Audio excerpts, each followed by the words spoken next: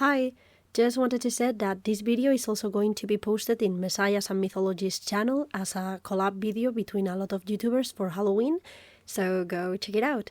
And now enjoy the video. Thank you. Hello, ladies and gentlemen of the internet and my beautiful basilisks in law. Happy gay Christmas to everybody! 'Tis an honor for you that I have taken the time to crawl out of my cave and bestow my infinite knowledge upon you again. I know almost all of you know me already. I'm very popular, as you can deduce by my astronomical channel numbers, but let me introduce myself just in case. I'm Mythology and Mind, the real true M&M, and I have a YouTube channel about Greek mythology, Spanish legends, and psychology. But anyway, I'm not here only to self-promote, I'm actually been invited to tell you all a legend of my country. For it, we have to go to the north of Spain, and I know I said the exact same thing in the other Halloween special video, but this time it's not Cantabria, it's Galicia. Trust me, it's different. Galicia is in the northwest top of Spain, over Portugal, and it's the rainiest part in the country. There are a lot of forests and an aura of mystery, and this combined with its pagan past made it full of magical stories and legends. They have witches called Megas, fairies called Mouras, even a dragon called Coca. But none of these creatures is the one we will be talking about today. This legend is way more Christian, I'm afraid.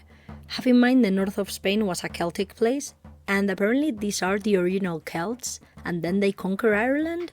I don't know, as Messiah, he's the big brain M&M. I'm the funny and pretty one. But then the Visigoths came, and then the Romans, and the Muslims, and yada yada yada. This soup of cultures has created a mixture of Catholic stuff with traditional Gallegan stories, and this has created the creatures I bring to you today, La Santa Compaña, or the Saint Companionship in your pirate language.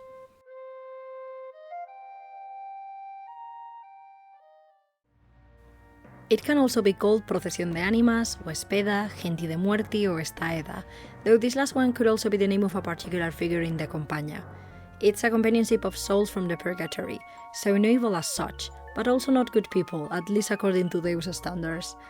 The term saint is actually an apotropaic act of superstitious defense. This means that when you call them these names, they feel pretty and don't hurt you. Or at least they're less likely to hurt you. At midnight, they get up from their graves and they start marching together, forming two rows. Each one of them wears a black robe with a hood which stays always on, and they walk barefoot.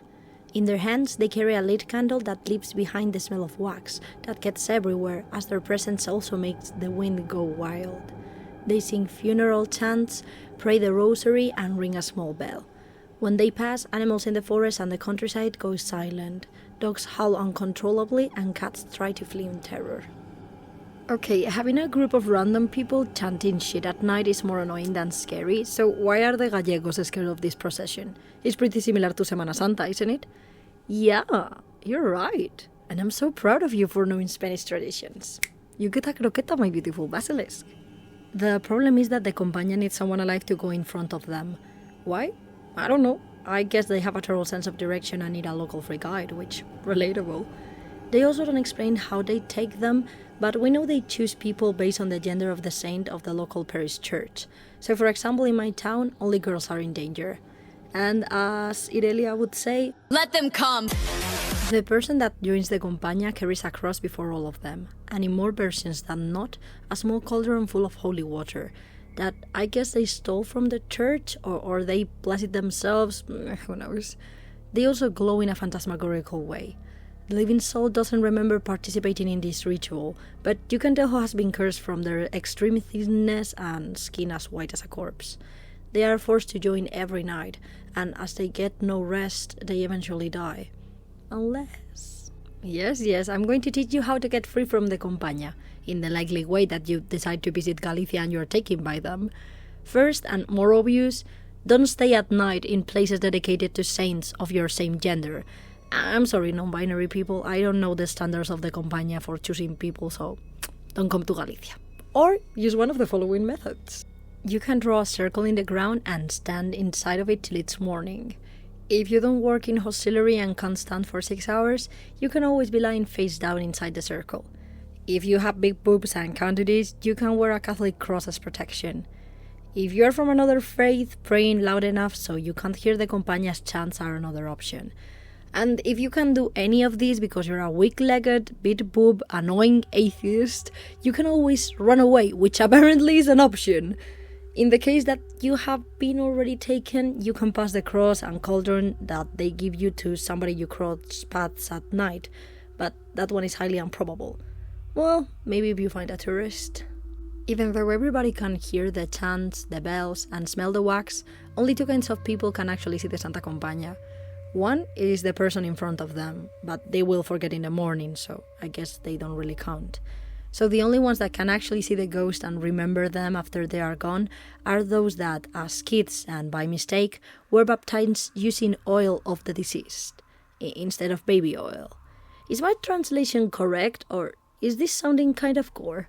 But why spend your life being scared by a group of ghosts who reduce, reuse, and recycle by picking the same person until they die? Let's say that's one person a week, to be generous. In a place where there's like maybe 500,000 people, that is less than 0.1% chance to get picked in all your life. Why is the company scary? You're being so smart today. I'm so proud. Mwah!